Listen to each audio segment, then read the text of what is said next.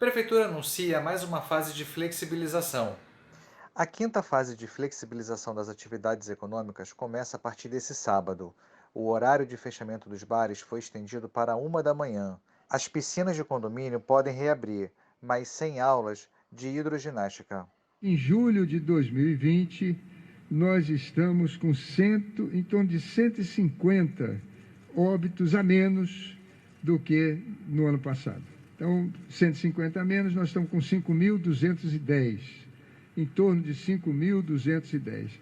Portanto, mesmo com o coronavírus, o mês de julho desse ano, nós sepultamos na cidade do Rio de Janeiro, até o dia de ontem, 150 pessoas a menos, o que mostra realmente que as medidas que foram tomadas foram boas e deram resultado.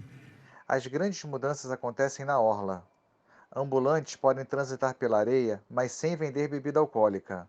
O banho de mar está liberado, mas com uma condição: não pode permanecer na areia, tanto que ainda não foram liberados os usos de cadeiras e de barracas. A gente está no meio de uma pandemia, a gente entende que o carioca já precisa, né, gosta da praia, que o banho de mar não vai ter problema nenhum, mas a permanência, a aglomeração nesse momento ainda é importante e pode impactar sim, fazer uma pressão ainda no sistema de saúde.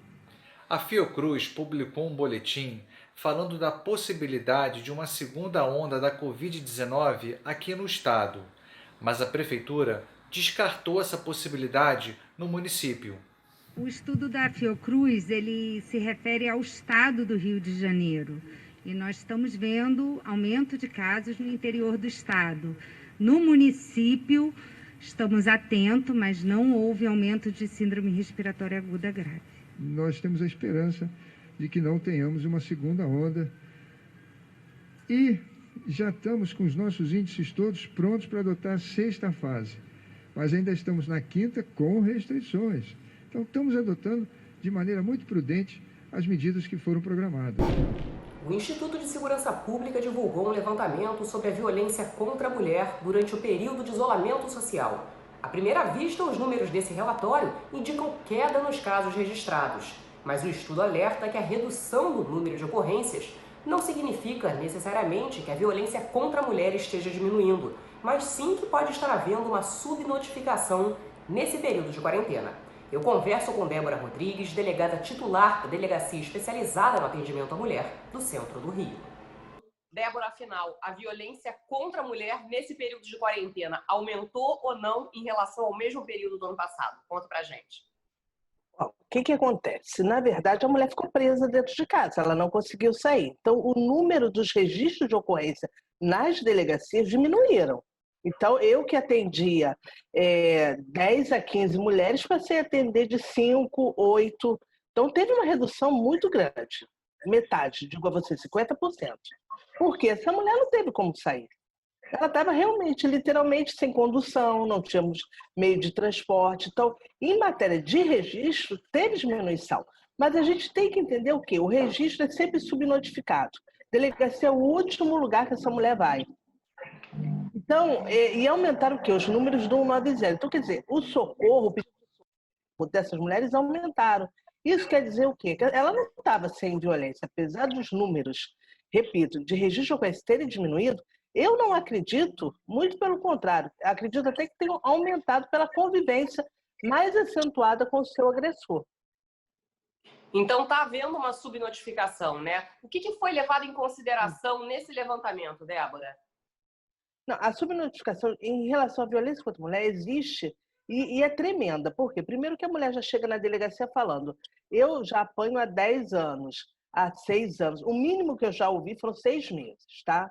É muito difícil. É uma ou outra vítima que chega lá e fala, foi a primeira vez que ele me bateu. É por isso que eu estou aqui. Mas aí ela só reconhece a agressão física, mas ele já xingou, já ameaçou há vários anos.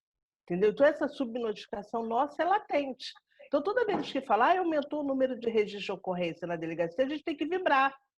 É o contrário, a gente tem que agradecer. Pô, mais indo lá, melhor ainda, senão que elas estão reagindo. Então subnotificação é isso, que a gente entende que a mulher não é que ela deixou de apanhar nessa pandemia, não, ela deixou de ir porque ela não teve meios. E a subnotificação é uma coisa que a gente convive há anos. Agora, fala pra gente quais são os tipos de violência mais registrados pelos canais de denúncias. Infelizmente, a mulher, ela só... Porque uma coisa difícil é a mulher enxergar a violência, tá? Infelizmente, a gente só enxerga quando a gente é agredida fisicamente, quando fica alguma marca no corpo, ou quando ele ameaça com algum instrumento. Quando entra a faca, a arma de fogo. Então, os registros maiores são de lesão corporal e de ameaça com instrumentos. Mas a gente fala que o não já começa a violência. Você não vai trabalhar porque eu vou cuidar de você. Isso aí já é uma violência. Tá ótimo. Muito obrigada pela participação. O Estatuto da Igualdade Racial completa 10 anos, um conjunto de regras e normas para combater a discriminação étnico-racial. Eu converso com a Sandra Terena. Ela é secretária nacional de políticas de promoção da igualdade racial. Sandra, em primeiro lugar, muito obrigado pela sua presença. E seria muito importante para a gente, nesse início da entrevista, ter um balanço dos 10 anos, né? Quais são as conquistas do Estatuto? Então, olá, Sérgio. É uma satisfação estar aqui contigo, dando essa entrevista. E, assim, já se passaram 10 anos do Estatuto. A gente faz assim um apanhado, né? Muita coisa aconteceu e muitas coisas precisam ainda acontecer. Acho que a gente pode ressaltar nesse período a efetivação, principalmente, da pauta da igualdade racial, né? Nas políticas públicas. E uma das conquistas que a gente pode destacar também é a questão do acesso às cotas, né? Que permitiu que houvesse o ingresso de estudantes, né, no ensino superior, também no concurso público, e também destacar a questão da saúde da população negra, né, que foi trabalhada de uma forma com muito mais especificidade nesse período, mas ainda a gente tem muito que avançar, né? O Estatuto completou 10 anos, e para você ter uma ideia, hoje estou como secretária nacional de políticas de promoção da igualdade racial, né? A secretaria, antigamente, ela era ligada à presidência da República, hoje ela é uma das 8 secretarias do Ministério da Mulher, da Família e dos Direitos Humanos, né?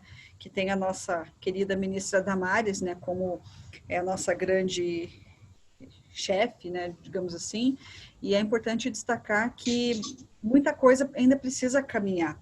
O que você acredita que falta de política pública no nosso país para a gente ter uma sociedade mais igualitária? Eu acho que assim, a gente, na verdade, as políticas públicas, elas já acontecem. O que a gente precisa é fortalecer essas parcerias, né, com os estados e municípios, né, porque, por exemplo, a gente tem aqui, né, o Estatuto da Igualdade Racial, que está fazendo 10 anos, né, fez 10 anos que a gente celebrou na segunda-feira passada, mas acho que a gente precisa fortalecer ainda mais essa rede, por isso que eu digo, a gente tem uma iniciativa de reativar o Plano APIR, que é o Plano Nacional de Promoção da Igualdade Racial, e entender que essa luta, esse enfrentamento é de toda a sociedade, né? Não é uma situação que diz respeito apenas aos afrodescendentes, apenas aos indígenas, apenas ao cigano, mas é necessário que a sociedade como um todo tenha essa empatia, né, por essa causa, por essa luta.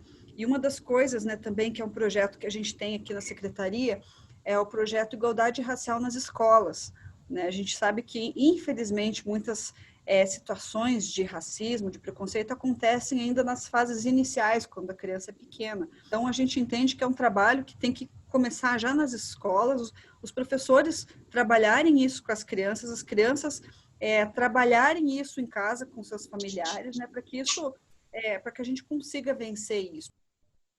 Sandra, eu gostaria de agradecer imensamente a sua participação e as suas informações. Porto do Rio completa 110 anos e para marcar essa data ganha uma nova edição do caderno Porto do Rio, século XXI, Desenvolvimento e Integração Porto-Cidade. E para tratar desse assunto eu converso com o secretário estadual de Transportes, Delmo Pinho. Eu quero já agradecer pela sua entrevista. Delmo, o Porto está completando 110 anos. Há motivos para se comemorar? Existem muitos motivos para nós comemorarmos. O Porto do Rio, quando ele foi inaugurado em 1910, ele fazia parte do maior conjunto de obras que o país estava realizando numa cidade. Nesse conjunto dessas obras, o presidente era Rodrigues Alves. O prefeito do Rio era o famoso Pereira Passos, né? E nesse conjunto de obras estavam a Avenida Rio Branco, o Teatro Municipal, a Biblioteca Nacional, a Avenida Rodrigues Alves, que é essa avenida que margeia o Porto do Rio, ali na Gamboa, chega perto da rodoviária, e o Porto do Rio, que era, então, o porto, naquele momento, mais resplandecente que nós tínhamos no país, não é?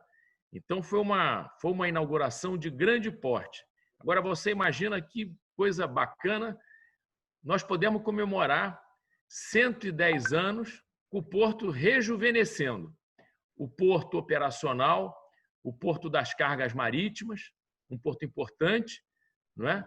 E, ao lado do porto, um outro projeto super bacana, que é o Porto Maravilha, que é um projeto urbanístico. Para marcar essa data de 110 anos, a Secretaria de Estado de Transportes, numa parceria com o Sindicato dos Operadores Portuários, vocês lançaram a terceira edição de um plano estratégico, né, do Caderno Porto do Rio, século XXI. Qual a importância dessa parceria para a confecção dessa edição? Essa parceria ela é muito significativa e extremamente rara no Brasil. Nós estamos muito esperançosos, muito animados, não é, com essa nova fase do Porto do Rio, com esses próximos 110 anos. Você comentou o que você tem dentro do Porto, do caderno Porto do Rio século XXI para te orientar.